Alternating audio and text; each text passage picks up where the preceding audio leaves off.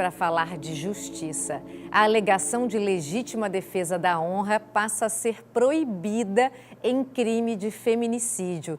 A tese da legítima defesa da honra era usada em tribunais do júri de todo o Brasil para absolver, em grande parte, homens que matavam mulheres para proteger a própria honra, citando como exemplo em casos de traição em relações amorosas. Mas isso mudou e a gente vai conversar agora com a doutora Jussara Ávila, advogada, que vai explicar para a gente o que isso representa. Boa tarde, seja muito bem-vinda ao Ver Mais, doutora Jussara. Boa tarde, Flávia. Boa tarde a todos os telespectadores. Realmente é um tema bem importante e faz jus à época que nós estamos vivendo de pandemia, né? Explica pra gente primeiro, doutora, o que dizia exatamente essa tese de legítima defesa da honra? Essa tese, Flávia, ela praticamente legitimava as agressões dos companheiros ou ex-companheiros e era como se fosse uma licença para matar. E eles alegavam, eu matei por ciúme, eu matei por amor. Então, ela era uma legitimação do crime, digamos assim. A gente pode dizer que esse argumento reforçava também essa posição de ter a mulher como um objeto? Com certeza, com certeza. As mulheres, para você ter uma ideia, mais de 60% das mulheres sofrem violência. E sofrem a violência por não ter a coragem de sair daquele relacionamento e às vezes por causa da dependência financeira, às vezes por causa dos filhos, e elas acabam ficando naquela vida de agressões, né, várias formas de agressão e até mesmo a morte. Então elas, com certeza, elas se tornam sim objetos daquele companheiro que se vê no direito de comandar, né? A doutora que trabalha, né, diretamente assim nessa situação, trabalha com a justiça, nessa situação de pandemia, que os homens ficaram mais em casa, as mulheres também. Como que está essa situação? Isso, os casos que a gente fica sabendo, né, que a gente sabe também que muitas mulheres não denunciam. Isso mesmo, Flávia. Esse também é um número altíssimo de aumento, né, de casos de pandemia. A gente tem que pensar, bom, como eu citei para você, mais de 60 casos de agressões, temos sim também mais de 60% o número de aumento de agressões em tempo de pandemia. Então, muitas mulheres já viviam na pandemia em casa, mesmo antes, né, dessa situação toda de confinamento, e hoje, com a pandemia, elas vivem uma pandemia dentro da outra pandemia. Essa é a realidade. Então, aumentou a agressão, aumentou o número de mortes, aumentou a cada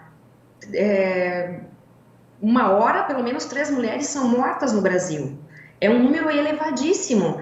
E nós temos que também ter em mente que essa questão da agressão, ela está muito ligada ao gênero, né? A ser mulher mesmo.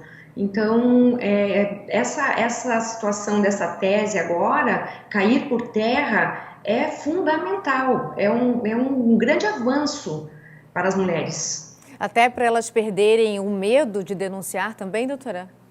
Com certeza, com certeza. É bom que todas as mulheres saibam, inclusive, porque essa tese, ela sempre foi usada no júri e nós temos que ter em mente que o júri, ele é formado por pessoas leigas.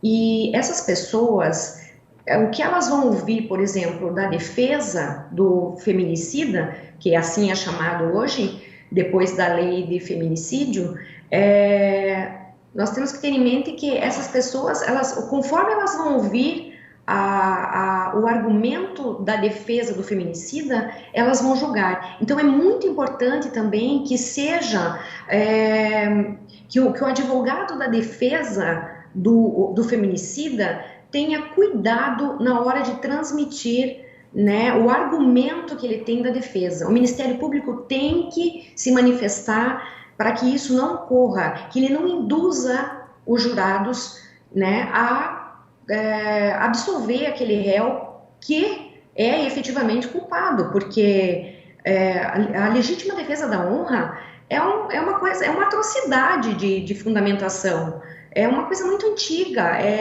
O ministro Gilmar Mendes mesmo disse isso no seu voto, que é uma coisa que é incabível, é incabível. Então a gente tem que tomar realmente muito cuidado com isso e prestar muita atenção. O MP tem que estar muito atento para que isso não aconteça. Qual que é o peso dessa decisão e o que ela representa para a sociedade, na opinião da doutora? Eu acho fantástico, porque nós temos que ter em mente que o bem maior é a vida. Então, a vida, a honra de qualquer pessoa não pode se sobressair à vida. Então, nós temos que ter em mente que isso, em 1988, que é a nossa Constituição, ela já está comprometida com direitos e deveres entre homens e mulheres são iguais. Até agora, Flávia, nós vimos como mulheres muitas obrigações, né? Mas os direitos nós ainda estamos lutando para que isso aconteça. Então é fundamental que a vida como um bem maior seja realmente vista como um bem maior. E não há nada que possa justificar a legalidade de uma morte por ciúmes. Os homens, eles justificam o ciúme, mas na verdade a palavra não é essa. A palavra é posse e não ciúmes.